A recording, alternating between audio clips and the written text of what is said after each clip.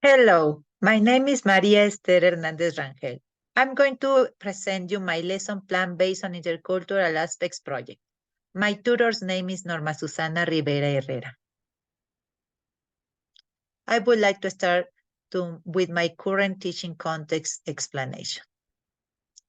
I currently work in Centro Escolar Mexico, that is an elementary and public school located in the Pencil neighborhood here in Mexico City. I am in charge of 6 groups, from 4th to 6th grade. The average number of students per group is 22 to 26. I chose 6th graders to work with and develop this project. My students' background, they come from very low income families. Most of the families work as merchants because we have different markets around the school. The facilities we have at school and in the classroom are whiteboard, chairs and tables for each one of the students, and some resources like posters to drill vocabulary, activity books, bilingual dictionaries, Pictionaries, and some board games. Next, my teaching philosophy. As a teacher, I think a very important element is to motivate and keep motivating students with different and catching and engaging activities or strategies. To build love-friendly environments where students will be able to work together, to learn from each other, to learn from their own errors, and to interact between them. To keep in mind the different learning styles and interests of the students at the moment of planning the lessons. And being a teacher to give support, to monitor and provide feedback at the moment when it's needed after the formative assessment. The methodology and rationale behind the strategies I chose for the lesson plans are based on different and several approaches. The first one is Bloom's taxonomy, because I use it to set the objectives for each of the classes and the lessons and all for each of the activities. The topic of the lesson is gestures around the world, and I decided to plan 4 lessons. In the first one, the listening skill was developed, and the students were expected to interpret and decode the information based on an oral text. In the second lesson, we had the speaking skill development, and the students were expected to paraphrase in a coherent form with gestures, which gestures they do in different parts of the world, and explain how to sign them. For the reading skill, students were expected to interpret and decode the written text, identify sentence in present simple, that is the linguistic point for this unit, through scanning a test. And also solve a Kahoot based on a written text. And at the end, for the writing skill, students were expected to select and paraphrase cohesively and coherently information about gestures to write captions in an infographic in an accurately way. Another approach I based my plan on was the zone of proximal development from Vygotsky, because students already knew and had previous knowledge about how or when or how to use different gestures in their everyday life. They like to sign the chill gesture or the peace and love gestures or others. That is what the students could do at the beginning of the unit. And now what the students I expected to be able to do with my help is to identify the gesture's origin and say how to sign it. This through reading the vocabulary, like the verbs, the action verbs that they are needed to explain how to sign, or the name of the countries, or the key vocabulary for this unit. And now I wanted my students reach the objective of writing or talking about gestures and their meanings by their own. That is the ability beyond the students' ability that they had at the beginning of the unit. And the lesson one was chosen to develop the listening skill. The listening skill was chosen also as an input.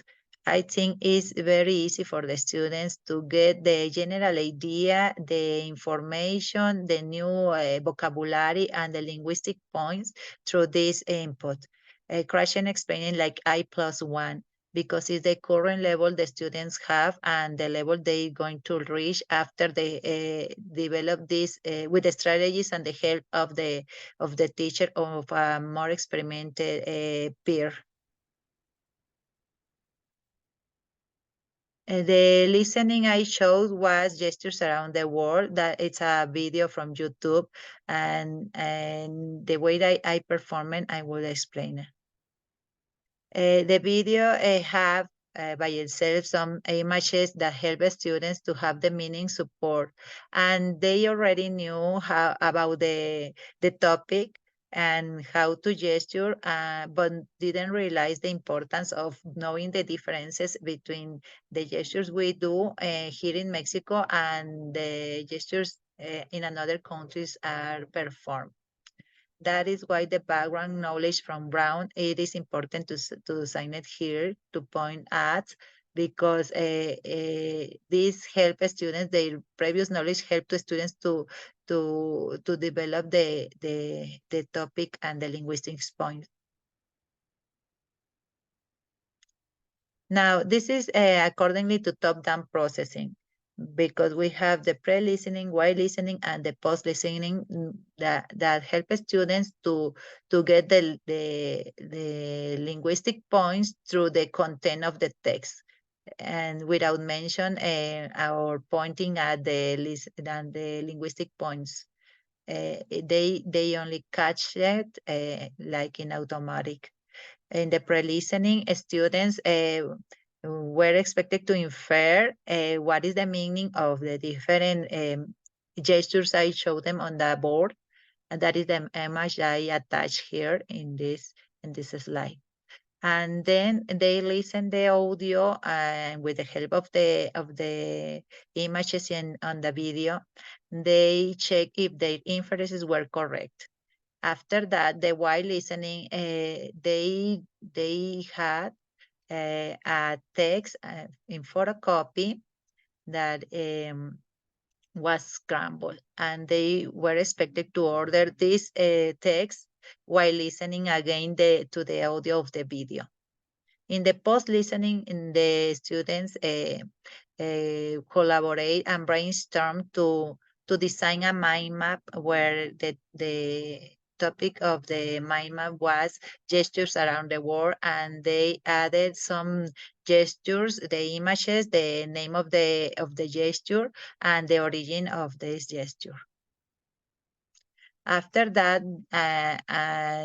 on the same page of the mind map, they use a prompt that completed with the information of the name of the gesture and the origin of the gesture.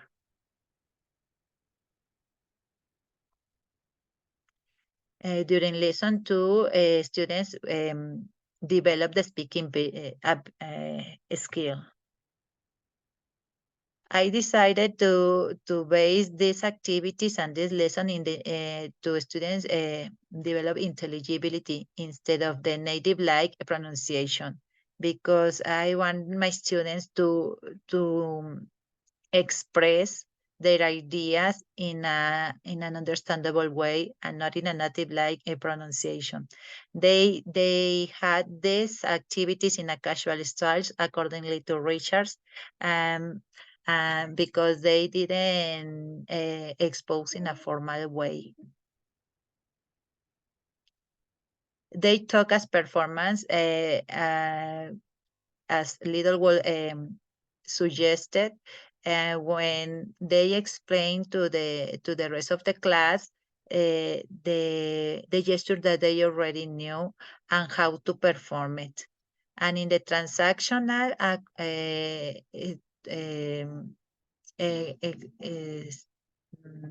talking that they had.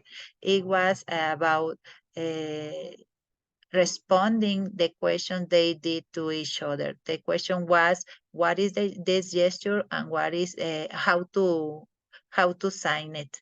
And so they use the different action verbs we drill at the beginning of the lesson and the vocabulary that they saw in the text in as well listening and the written text, the oral and the written text. According to Snow, it's very important to check intonation with the students because this help to students to give or to express the message and being understandable. That's why I help my students to have a correct intonation at the moment of doing questions and answering. So they had to respect the falling and the rising intonation accordingly to the type of sentence they were performing. In lesson 3, the reading skill was developed. I chose to base this skill according to bottom-up approach from the chant because it wasn't necessary that they were exposed to the topic again. I thought it was better to get the linguistic points in this lesson and to point at the simple present review because they had already knew this tense and we were at that moment only reviewing this linguistic point or some vocabulary. That's why we started with the present sentence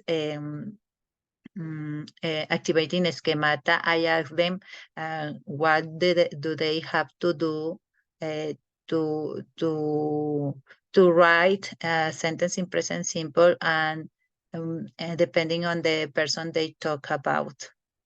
So they didn't have any problem with this and only with the vocabulary, new vocabulary. So we're going to talk about it in another slide.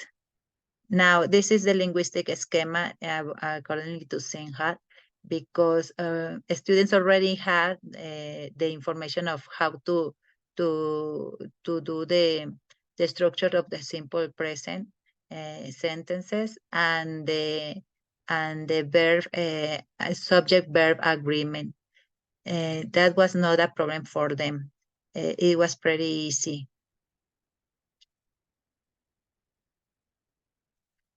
Now, through scanning a subskill from Brown, I also drill the present simple tense because the students had to read a text and identify the sentences written in this tense in simple present, and they identify sentences in negative, interrogative, and in affirmative way form.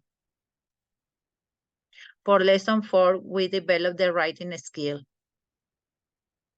So the language structure that is about control writing from Highland was very useful here because I use prompts accordingly to this approach to help them to write about this topic in an infographic.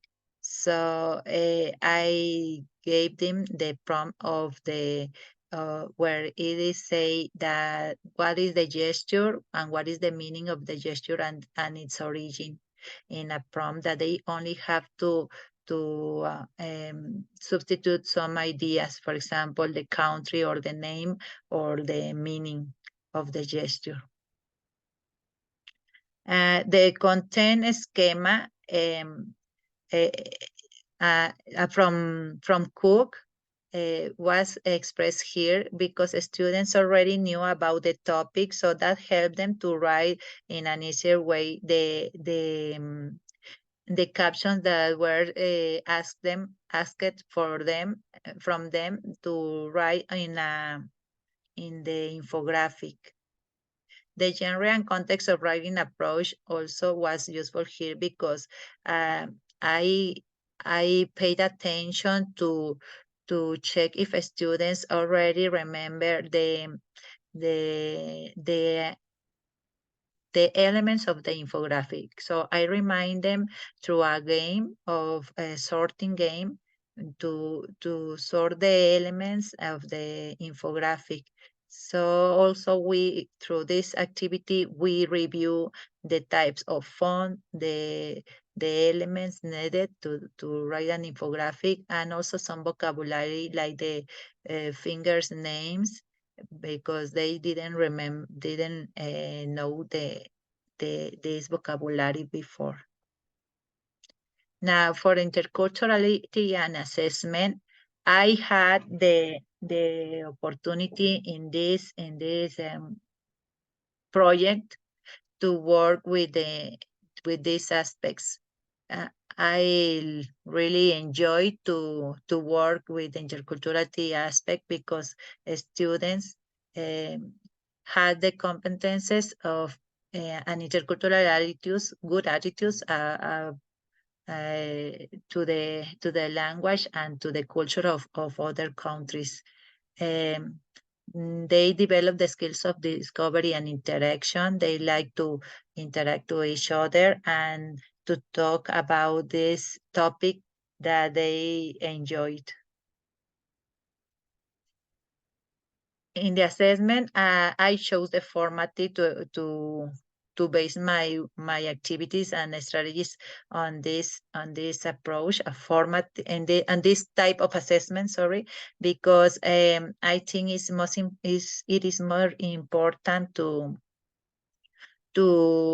help students after their evaluations with the topics or the points that they have to develop and not only to assign a grade for them.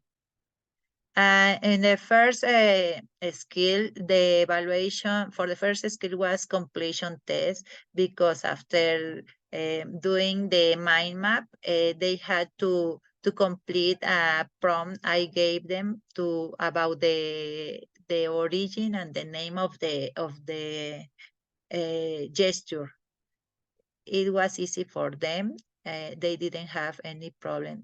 As in the informal evaluation, they already had some problems with understanding the origin of the gesture when listening to the video.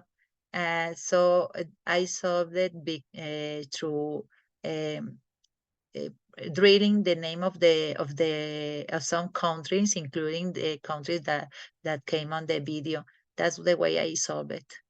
Now, for the speaking skill, the direct testing with a rubric was the form of evaluate the students, and it was a peer evaluation, and they like it. It took us a lot of time because they didn't know how to evaluate each other, but it was a good moment for them to practice this. So they check the intonation and the fluency and the effort they had at the moment of talking each other, asking and answering about the topic that is the gestures. Now, for the reading skill, the Kahoot with multiple choice and true false evaluation was the what which was chosen for me from me for the students because I wanted to know if they already understand the general idea and to reach these goals about how they show interest and respect to other cultures. it was easy for them too. They didn't have any problem to understand the general idea of the questions in the Kahoot and to select the correct answer. And now the last one, that is writing, it was criterion-based assessment. It's also a rubric that I'm going to show you on the next slides. And this rubric, students were evaluated per team, because I needed to know if they include all the elements of the infographic, if they had the correct punctuation, and if they use their knowledge about the information that we saw during the lessons. I also had here a problem, and because students already know how to use the present simple tense, and they check, and they did well the subject verb agreement.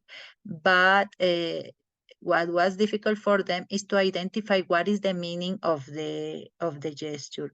Maybe at this point I had to take into consideration for the next time, because I didn't um drill this during the reading of the texts, and I only pay attention to the name on the pairs to perform the gesture, or the name of the countries that it was the origin, but not the meaning. It came in the different oral and written texts I presented to them, but I didn't deep get deeply in this aspect. Now, in the results,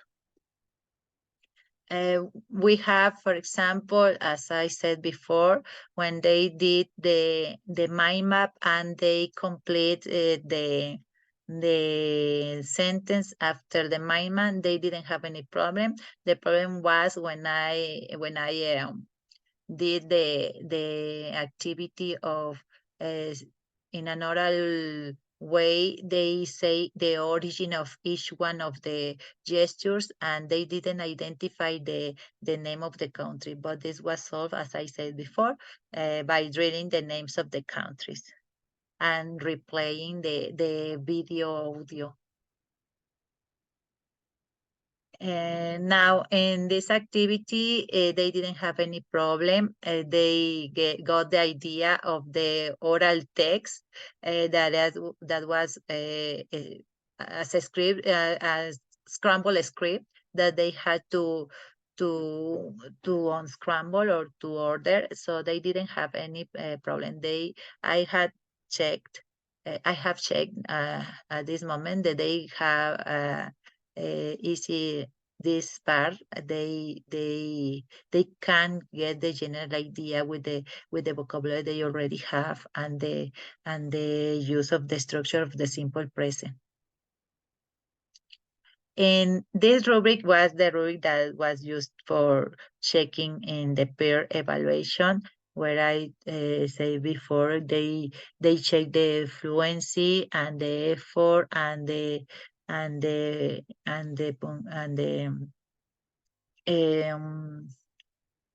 the third aspect, that was the intonation. And in general, they were okay. Some of them that had problem because they don't come in a regular way to school, that were help for their partners. So it was a great activity. And here I helped them to review also the vocabulary of the finger's name. And there was a funny anecdote because they uh, laugh when we practice the fingers, and we extend the middle finger, so it's a bad sign for them here in Mexico. So it was pretty funny. Here I could check, as I said before, that they had no problem to get the general idea and to show interest and respect to other cultures. Here with the Kahoot, that I didn't have the opportunity to solve it online, but I printed some photocopies for them, and they worked with this Kahoot. Pretty well. They had worked with Kahoot before during the pandemic, so they know the layout, the Kahoot layout. So they solved it, and it was easy for them.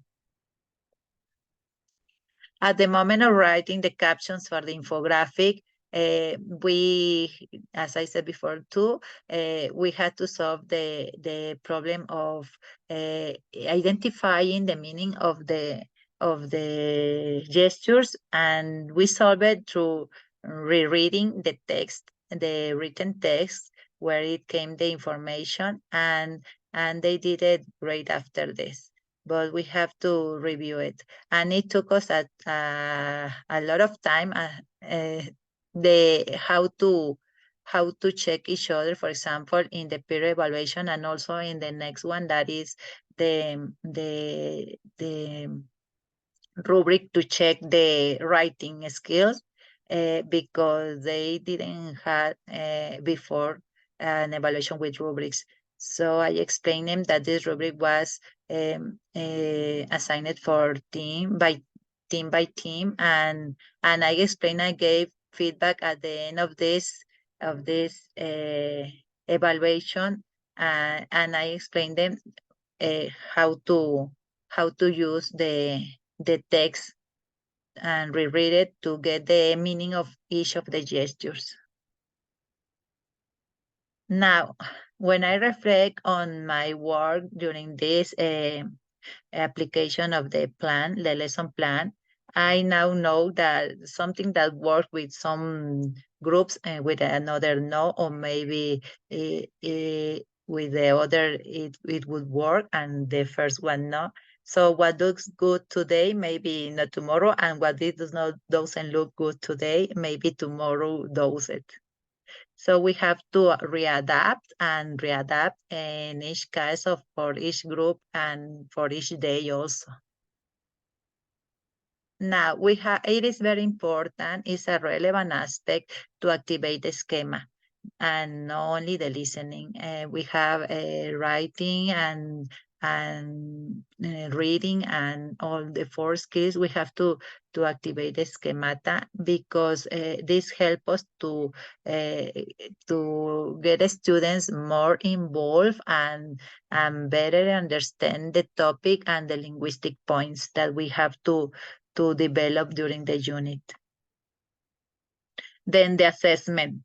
Uh, we have to identify the objectives that we want to achieve with our students, and that the students will be able to reach. And second, to say students what is expected from them before we start an activity or assessment. This way, they will know, they will be able to know the how to perform, or what the the linguistic points they have to use in each case. And also we have to provide feedback after the assessment. It would be maybe formal or informal, but students always want to know what they have to correct and how to correct it. And if they are okay, they are able to continue the same way. But that's why the importance of provide feedback after the assessment. Now, the technology and the intercultural aspects have to be a relevant aspect in each class. We need to connect students with the rest of the world, because they are world citizens, and they need to recognize this aspect. That's why the language it is a good option to work on, and and to try very hard, because this will give them the opportunity to to interact with the rest of the world. Now, I have had some challenges through the specialization and to apply this lesson plan. And some were technical with the technological resources, and some of them gave me the opportunity to develop my technological skills. And also I had some challenges because I had to avoid some family activities, because if I wanted to reach my goals, I had to do it. Also the health.